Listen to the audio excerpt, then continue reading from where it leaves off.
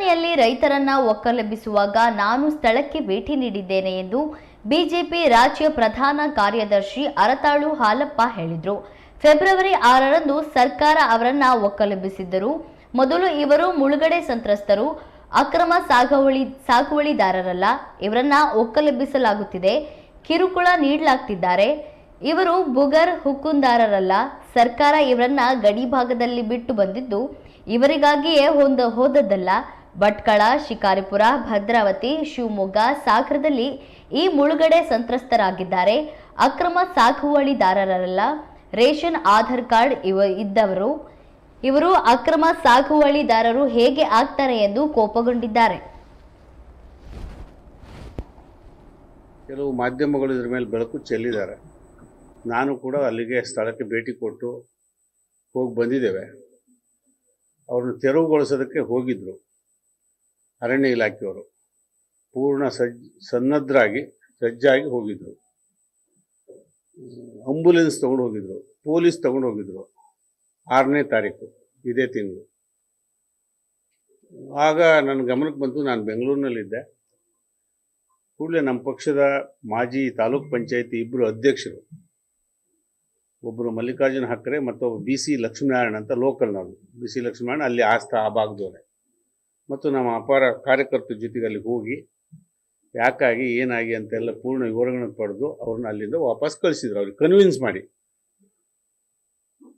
ಯಾಕೆ ಅಂತ ಹೇಳಿದ್ರೆ, ಇವರು 1958-59ರಲ್ಲಿ ಪ್ರಾರಂಭ ಆಗಿ 68ರವರೆಗೂ ನಡೀತು ಶರಾವತಿ ಮುಳುಗಡೆ ರಿಹ್ಯಾಬಿಟೇಷನ್ ಪ್ರಕ್ರಿಯೆಗಳು.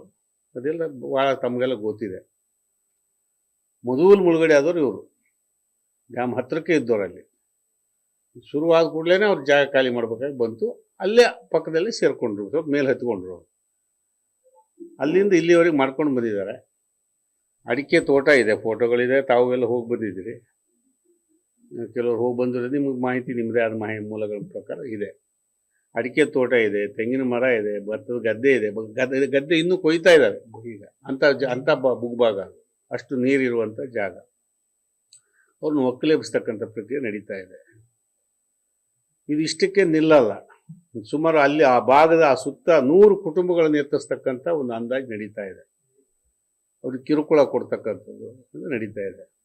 ಅರಣ್ಯ ಬನ್ನಿ ದೇವೇಂದ್ರಪ್ಪ, ಅವರು ಅರಣ್ಯ ಒತ್ತುವರಿದಾರರು ಅಂತ ಹೇಳ್ತಾರೆ.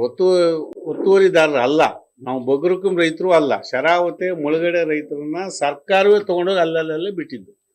ಇಲ್ಲಿಂದ ಪ್ರಾರಂಭ ಆದರೆ ಭದ್ರಾವತಿ ಬಾರಂದೂರಿಂದ ಪ್ರಾರಂಭ ಆದರೆ ಪುರದಾಳು ಸೇರಿದ ಹಾಗೆ ಪುರದಾಳು ಸೇರಿದ ಹಾಗೆ ಅಲ್ಲಿಂದ ಮೇಘಾನೆ ಗುಡ್ಡದವರೆಗೆ ಭಟ್ಕಳದ 12 ಕಿಲೋಮೀಟರ್ವರೆಗೂ ನಾವು ಶರಾವತಿ ಮುಳುಗಡೆ ರೈತರು ಇದ್ದೇವೆ. ಅದು ಈ ಕಡೆ ಸೊರಬ ತಾಲೂಕಲ್ಲಿ ಇದ್ದಾರೆ. ಶಿಕಾರಿಪುರ ತಾಲೂಕಿನ ಗೊಬ್ಬರಹೊಂಡ ಇದೆ, ಹುಣಸೆಕಟ್ಟೆ ಇದೆ, ಅಣ್ಣಪ್ಪನ ಕಟ್ಟೆ ಇದೆ. ಹೀಗೆ ಇಡೀ ಜಿಲ್ಲೆಯಾದ್ಯಂತ ನಾವು ಇದ್ದೇವೆ. ಈ ಮುಗ್ಧ ರೈತರನ್ನ ಅವ್ರಿಗೇನು ತಿಳುವಳಿಕೆ ಇಲ್ಲ, ಅವರು ಎಬ್ಬಿಸ್ತಕ್ಕಂಥ ಕೆಲಸ ನಡೀತಾ ಇದೆ. ತಪ್ಪು ಮಾಹಿತಿಗಳನ್ನು ಕೆಲವರು ಅಧಿಕಾರಿಗಳು ಕೊಡ್ತಾ ಇದ್ದಾರೆ. ನಮ್ಮ ಈಗಿನ ಸರ್ಕಾರದವರು ಕೂಡ ತಪ್ಪು ಮಾಹಿತಿಯನ್ನು ತಿಳ್ಕೊಂಡಿದ್ದಾರೆ. ಇಲ್ಲ, ಅವರು ಅಕ್ರಮ ಸಾಗುವಳಿದಾರರು ಅಂತ. ಹಾಗಲ್ಲ ಅದು. ಅವರಿಗೆ ನೋಡಿ, ಎಲೆಕ್ಷನ್ ಕಾರ್ಡ್ ಇದೆ, ಅಲ್ಲಿ ವೋಟರ್ ID ಇದೆ, ರೇಷನ್ ಕಾರ್ಡ್ ಇದೆ, ಆಧಾರ್ ಕಾರ್ಡ್ ಇದೆ, ವಿದ್ಯುತ್ ಕೊಟ್ಟಿದ್ದೇವೆ, ಅವರಿಗೆ ಕುಡಿಯುವ ನೀರಿನ ವಾಟರ್ ಸಪ್ಲೈ ಮಾಡಿಕೊಟ್ಟಿದ್ದೇವೆ ಕಳೆದ ಅಷ್ಟು ವರ್ಷದಿಂದ. ಅವ್ರು ಹೆಂಗೆ ಅನಧಿಕೃತ ಆಗ್ತಾರೆ? ಅನಧಿಕೃತ ಇದ್ದವ್ರಿಗೆ ಇವ್ರು ಯಾಕೆ ಕೊಡ್ತಾರೆ? ಇಲ್ಲೇ ಹುಟ್ಟಿ ಬೆಳೆದವರು. ಬರ್ರಪ್ಪ, ಈಗ ಲೇಟ್ ಆಯಿತು, ಕ್ಷಮಿಸ್ಬೇಕು. ನಾನು ಲೇಟಾಗಿ ಬಂದೆ, ಕ್ಷಮಿಸ್ಬೇಕು. ಆದರೂ ಎಂಗೇಜ್ ಆಗಿತ್ತು ಪುಣ್ಯಕ್ಕೆ. ಬನ್ನಿ, ಹೇಳ್ತೀನಿ ಆಮೇಲೆ. ಹೀಗೆ ಒಕ್ಕಲೆಬ್ಬಿಸ್ತಕ್ಕಂಥ ಪ್ರಕ್ರಿಯೆ ನಡೀತಾ ಇದೆ. ಈಗ ಇರುವಂಥ ಆಡಳಿತಗಾರರಿಗೆ, ಸ್ಥಳೀಯ ಶಾಸಕರಿಗೆ ಮತ್ತು ಜಿಲ್ಲಾ ಉಸ್ತುವಾರಿ ಸಚಿವರಿಗೆ ಇದರ ಸರಿಯಾದ ಮಾಹಿತಿ ಇಲ್ಲ. ಮಾತಾಡಕ್ಕೆ ಹೋದ್ರೆ ನನಗೆಲ್ಲ ಗೊತ್ತು ಅಂತಾರೆ ಉಸ್ತುವಾರಿ ಸಚಿವರು. ನಾನೆಲ್ಲ ಮಾಡಿದ್ದೇನೆ ಅಂತಾರೆ.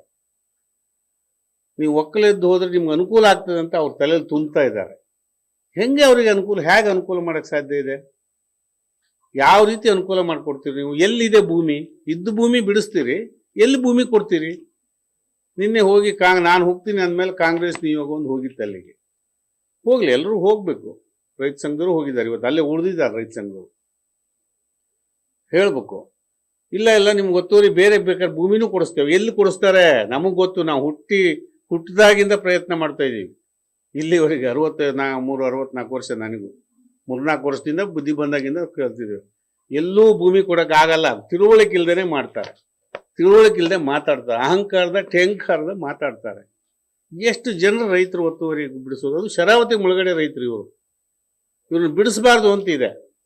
ಮತ್ತು ಇದೇ ಸರ್ಕಾರದ ಸಿದ್ದರಾಮಯ್ಯವ್ರ ಸರ್ಕಾರ ಹೇಳಿದೆ 3 ಎಕರೆವರೆಗೆ ಯಾರು ಮಾಡ್ಕೊಂಡಿದ್ದಾರೆ ಅವ್ರನ್ನ ಒಕ್ಕಲು ಎಬ್ಬಿಸಬೇಡಿ ಅಂತ ಇವರೊಂದು ಸುತ್ತೋಲೆಯನ್ನು ಕಳಿಸಿದ್ದಾರೆ ಮೊದಲನೇ ಅವಧಿಯಲ್ಲಿ ಸಿದ್ದರಾಮಯ್ಯವ್ರು ಇದ್ದಾಗಲೇ.